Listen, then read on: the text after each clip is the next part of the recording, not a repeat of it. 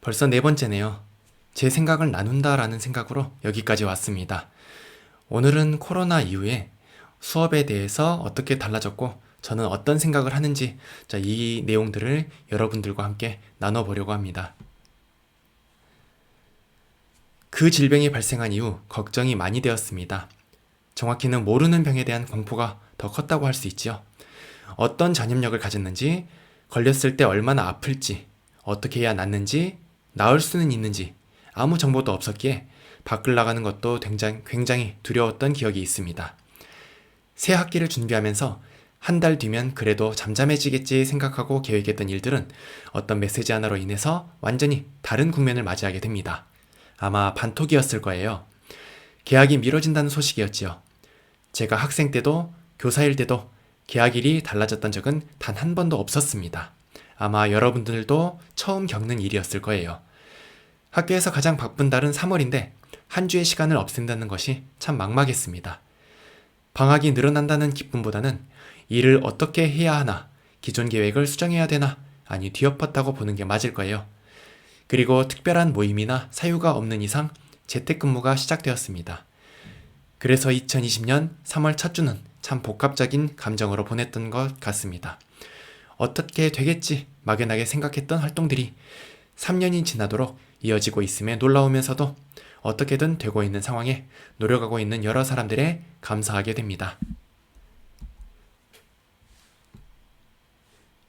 야구할 때 타자들이 슬럼프에 빠지게 되면 자신이 가장 잘 쳤을 때의 타격폼을 본다고들 합니다. 마찬가지로 교사는 자신의 수업을 참고로 하여 새로운 아이디어를 얻곤 하지요. 하지만 일반적인 수업은 기록되진 않습니다. 1년에 한두 번 있는 공개 수업이나 겨우 기록되지 그것도 여간에서는 봐지지 않습니다. 그래서 오프라인에서 써먹는 비공식 에피소드나 드립을 제외하고 표준 수업 모델을 남겨놓을 필요성을 항상 느끼고 있었습니다.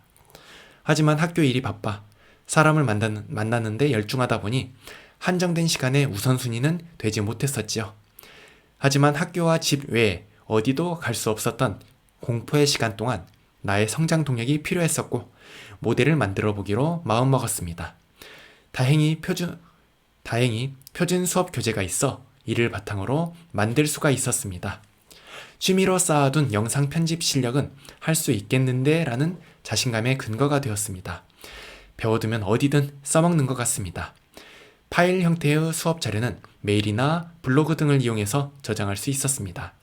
하지만 영상 형태의 자료는 결국은 당신의 브라운관을 이용할 수밖에 없겠더라고요. 당신은 영어로 you, 브라운관 또는 진공관은 영어로 튜브니까 제가 무엇을 이야기하는지 잘 아실 거예요. 플랫폼을 선정하기까지 많은 시행착오를 거쳤던 것 같습니다. 텍스트 형태의 교재로 갈지, 이미지 형태의 프레젠테이션 자료로 갈지, 영상 형태로 갈지가 첫 번째였고요. 네이버 밴드, 카카오 라이브, 인스타 라이브, 디스코드, 줌 등을 사용해보며 이걸 수업으로 사용할 수 있을지를 점검했습니다. 그래도 대기업은 대기업인지라 유튜브가 가장 낫더라고요. 이것이 두 번째였습니다. 그 다음에는 실시간으로 할지 녹화된 영상으로 업로드할지가 세 번째였습니다. 녹화된 영상은 시간 계산이 가능하고 정적인 정보를 정확히 전달할 수 있습니다. 하지만 소통은 거의 불가능한 방법이라 이걸 봤는지 안 봤는지, 그리고 봤으면 이해를 했는지, 질문이 있는지 이런 것들은 알 수가 없어요. 실시간으로 하면 사실 유튜브보다 더 좋은 플랫폼은 있지만 유튜브만을 가지고 얘기해보면 그래도 소통이 가능해요. 상황이, 감정이 전달되고 누가 접속해서 듣고 있는지도 알 수 있지요. 질문을 받고 이에 대한 답변과 이해 여부도 확인할 수 있습니다. 하지만 방송하는 동안 접속이 끊기지 않아야 돼요. 저도 그렇고 받는 학생들도 그렇고 모니터링을 계속한다 해도 조용히 접속이 끊기고 늦게 알아차리고 다시 시작하려다 보면 흐름이 깨져요. 두 번 정도 이러면 수업하기가 싫어져 버리죠. 온라인, 실시간이다 보니 돌발 상황에 취약할 수밖에 없는 것 같아요. 혼자서 수업도 하고 방송 상태 점검도 하는 건 쉽지 않은 일이니까요. 가장 중요한 것은 교재나 프레젠테이션 등 정확한 콘텐츠가 있어야 온라인 수업이 가능하다고 봅니다. 칠판에 분필로 쓰는 형태로는 온라인에서 많은 내용을 전달하기 어렵더라고요. 질문에 대한 답변은 오히려 낮긴 합니다. 같은 수업을 하다 보면 세 번째 내지 네 번째에서 베스트가 나옵니다. 적절한 멘트와 흐름, 텐션, 호응을 유도하거나 질문에 답변하는 것까지. 그 이후에는 수업이 물린다고 해야 할까요? 같은 내용을 계속 전달하려다 보니 제 스스로 귀찮아지는 경향이 있습니다. 여기서야 많아도 7번의 수업을 하지만 서울 경기권에서는 수업을 하면 10번 이상 같은 내용을 반복해야 할 것 같아요. 가수들도 라이브와 음원이 다른 이유가 노래가 지겨워서라고 하잖아요. 수업도 하다 보면 이건 한 것도 같고 이건 넘어가도 될 것 같고 이건 설명하기 빡빡하고 등등 텍스트 하나에 감정이 들어갈 수밖에 없어요. 우리도 사람인지라 재밌고 덜 지루한 거 하고 싶지 그 반대는 아니거든요. 여러분들도 베스트 컨디션으로 듣는 수업 시간대가 있을 거예요. 그 시간대를 지나가면 비슷한 수업을 듣는 느낌이잖아요. 우리도 그래요. 처음에는 컬러풀한 느낌으로 수업하다가 조금 지나면 그래 하고 넘어가는 느낌이 있어요. 어떻게 들을지는 모르겠지만 어디는 컬러로 칠해놓고 어디는 흑백으로 칠하면 안 되는 거잖아요. 그리고 수업에서 어떤 상황이 발생할지도 모르죠. 제 컨디션이 안 좋을 수도 있고 관리자에게 깨지고 올 수도 있고 학생이나 학부모와 갈등을 빚는 상태일 수도 있어요. 수업에서 어떤 학생을 지적하는 상황도 나올 수 있죠. 이러한 변수들의 수업 내용이 흔들리지 않았으면 좋겠어요. 그래서 지금도 영상의 형태로 수업의 표준 모형을 만들고 있답니다. 내신은 교사가 수업자이자 평가자이자 출제자입니다. 그래서 선생님이 준 자료, 했던 말들 중 일부가 시험으로 출제돼요. 그것들은 예전에는 모두 오프라인으로 전달했었지만 지금은 꼭 그럴 필요는 없다고 생각해요. 2020년 당시 고1들은 6월에 개학을 했지요. 그리고 일주일 만에 중간고사를 거의 치렀을 겁니다. 일주일 동안 선생님들이 얼마나 수업을 했겠어요? 온라인 자료에서 출제했지. 이런 사례들이 있다 보니 제가 온라인으로 전달한 자료나 내용도 시험 범위가 될 수 있다고 봐요. 그런데 그 출처가 나다? 그러면 문제될 것은 없습니다. 내가 만든 자료를 학생들이 보고 듣고 배우며 생각하고 성장합니다. 그 내용이 시험에 나가잖아요. 만약 유명한 EBS 강사의 수업을 보라고 해놓고 거기에서 시험을 냈다면 문제가 될 수 있죠. 수업자와 출제자가 다르기 때문이지요. 하지만 내가 만든 교재와 내가 만든 영상과 내가 풀이한 강의를 보고 시험을 보는 것은 내신이라는 시험 취지에 적합하다고 봐요.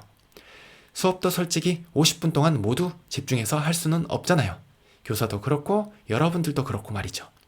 앞에서도 말했지만 이런 변수를 줄이기 위해서 영상 자료를 만드는 것이니까요. 결국 제 세계관에 학생들을 초대하고 이 안에서 평가가 이루어지는 것이 내신이라는 생각을 합니다. 한 가지 질문을 할게요. 만약 제가 A라는 개념을 B라고 설명했습니다. 그리고 이를 시험으로 내고 B라는 개념이 맞다고 평가했습니다. 학생은 학원에서 A가 맞다고 배웠습니다. 다른 유수의 문제집도 A가 맞다고 설명합니다. 그러면 학생은 A의 정답을, 저는 B의 정답을 주장한다면 누구의 손을 들어줘야 할까요? 답은 저입니다. 극단적인 예시지만 잘못된 개념을 가르쳤어도 내신 출제자가 이게 맞다고 하면 그게 맞는 거예요.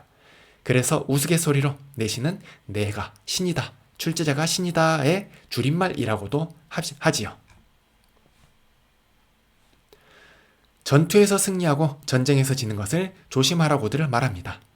위의 사례가 이렇지 않나 생각이 됩니다. 교사는 B가 맞다고 박박 우겨서 이를 정답으로 처리합니다. 성적관리위원회나 심할서 등 교사가 불편할 만한 상황은 벌어지지 않습니다. 그 다음은요. 이미 교사는 학생들의 신뢰를 잃었습니다. 수업이 잘 될까요? 듣는 둥 마는 둥 하고 다음 시험은 지금보다 훨씬 힘겹게 준비해야 할 겁니다. 이번에도 틀린 개념을 우긴다면 학생도 학교도 가만히 있진 않을 테니까요.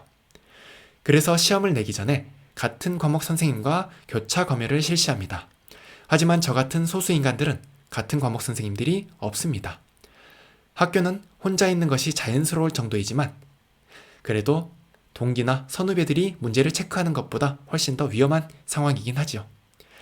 물론 체크를 할 수는 있긴 합니다. 흔하진 않습니다. 왜냐하면 시험 문제도 어떻게 보면 저작물이거든요. 이것을 다른 사람과 공유한다는 게 그렇게 유쾌하지 않을 때가 있습니다. 그리고 그렇다면 결국은 스스로 검토를 해야 되지요. 하지만 제 머릿속에 오개념이 여러 번 본다고 해서 바뀌지는 않아요. 그래서 끊임없이 새로운 문제를 보고 좋은 문제를 선별해야 됩니다. 그래서 저는 조회수가 거의 안 나오더라도 모의고사가 끝나면 이것의 해설을 해보고 업로드하기도 합니다. 내 생각이 평가원의 생각과 교육청의 생각과 같은지를 계속해서 체크하는 과정이지요. 그러면서 최신 문제 흐름을 느껴보고 있습니다. 다른 사람을 평가하기 전에 날카로운 칼끝을 저에게 먼저 겨누지 않으면 좋은 문제를 만들 수가 없습니다. 백조가 물 위에서 우아하게 헤엄치는 것은 물 아래의 발이 끊임없이 움직이기 때문입니다. 우아한 교재와 컨텐츠를 만들기 위해서는 생각 이상으로 실패해 봐야 합니다. 처음 프레젠테이션을 만들었을 때 아마 교생 때였었죠. 그때 슬라이드의 개수는 5개 내지 6개 정도였습니다. 이것을 가지고 40분을 이끌어야 했었죠. 말로 했을까요? 아니요. 현란한 애니메이션으로 만들었습니다. 그래서 한 슬라이드마다 애니메이션이 50개 이상씩 준비되었고 한 장의 슬라이드에는 여러 글씨들이 쌓여 있었습니다. 지금은 어떨까요? 여러분들이 보시다시피 애니메이션 1도 없습니다. 바로 교재로 사용할 수 있게끔 심플하게 만들고 있습니다. 영상도 처음에는 자막도 다 넣고 음악도 바꿔가면서 넣고 이펙트도 넣고 했는데 그렇게 한 차시분을 만들다 보니 6시간이 걸리더라고요. 그래서 이것도 안 합니다. PPT에 멘트만 넣어서 만드는 형식이지요. 이렇게 물론 자막을 넣고 음악을 바꾸고 이렇게 만들면 좋긴 합니다. 하지만 제가 사용할 수 있는 시간과 능력은 한계가 있잖아요. 그래서 방법을 바꾼 것입니다. 여러 번의 시행착오를 거친 끝에 지금의 형태로 오게 된 것이에요. 그 과정을 거쳐 여러분들에게 보이는 것이 현재의 제 모습입니다. 저의 발길질이 보이지 않으신가요? 마치 여러분들은 러버덕처럼 우아하게 떠있는 오리나 백조의 모습을 보이겠지만 그 아래에서는 굉장히 많은 발길질이 이루어지고 있다는 점 말씀드리고 싶었습니다. 온라인 수업을 준비하면서 가장 변화된 점은 시간이라는 자원을 인식했다는 거예요. 예전에는 할 수 있고 없음을 결정하는 것이 능력이었다면 지금은 시간이라는 것을 느낀 것이죠. 오픈소스가 워낙 발달되어 있어요. 그래서 영상이라든지 텍스트라든지 지식이라든지 내가 원하면 언제든 얻을 수 있어요. 노력만 한다면 말이죠. 하지만 그렇다고 제가 표현하는 시간이 늘어나진 않아요. 여러분들이 쓸 수 있는 시간이 늘어나는 것도 아니죠. 수업 때 여러분들이 자는 것은 그만큼 밤 동안 수면 시간이 적었기 때문이요. 그러면 그 시간을 수업으로 써야 되는데 그것은 여러분들과 내가 만나는 동안 쓰기에는 한계가 있거든요. 결국 시간을 효율적으로 쓰기 위한 여러 시행착오와 최적화된 나름의 방법을 찾아낸 것이에요. 그래서 제가 수업을 하면서 수업 내용을 온라인으로 만들고 그것을 여러분들과 공유하는 것, 바로 이것이 온라인 수업에서 제가 성장한 점이라 할 수 있겠습니다. 오프라인 수업은 어떻게 보면 말을 억지로 끌고 가야 돼요. 호수로 끌고 가서 억지로 입을 벌려서라도 물이 필요하다면 물을 먹일 수가 있었죠. 하지만 온라인 수업은 말을 끌고 갈 수도 입을 벌릴 수도 없어요. 그냥 물가가 저기다 라고 알려줄 뿐이에요. 그리고 물을 먹을지 안 먹을지 언제 먹을지는 여러분들의 몫이거든요. 아무리 좋은 컨텐츠라도 싫어요 눌러버리면 제작하는 입장에서는 기운이 빠집니다. 제가 전업 유튜버도 아니고 수업을 하는 입장이다 보니까 그런 것들에 상처를 받을 수가 있어요.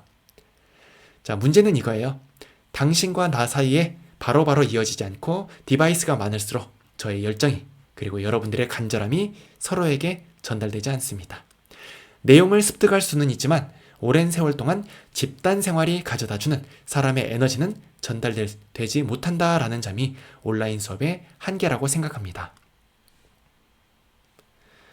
공부하는 법만 알면 수업을 하지 않아도 배울 수가 있어요.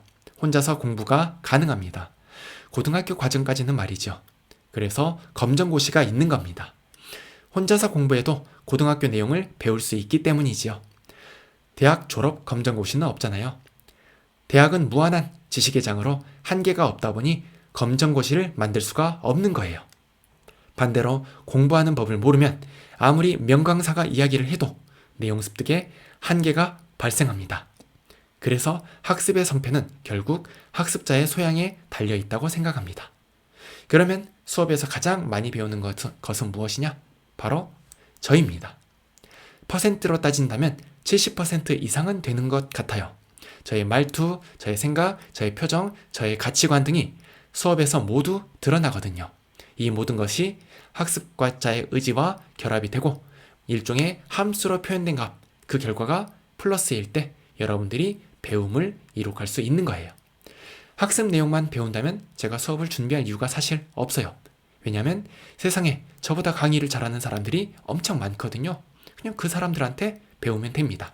하지만 저를 배우기 때문에 오프라인 수업이 의미가 있다고 생각합니다. 그리고 이것을 잘 하기 위해서, 잘 전달시키기 위해서, 잘 성장하기 위해서 끊임없이 저는 갈고 닦아야 된다고 생각을 합니다. 오늘은 그 질병 이후에 수업의 변화와 수업에 대한 제 생각에 대해 이야기를 나누어 보았습니다. 오랜 시간이네요. 역시 들어주셔서 대단히 감사드립니다.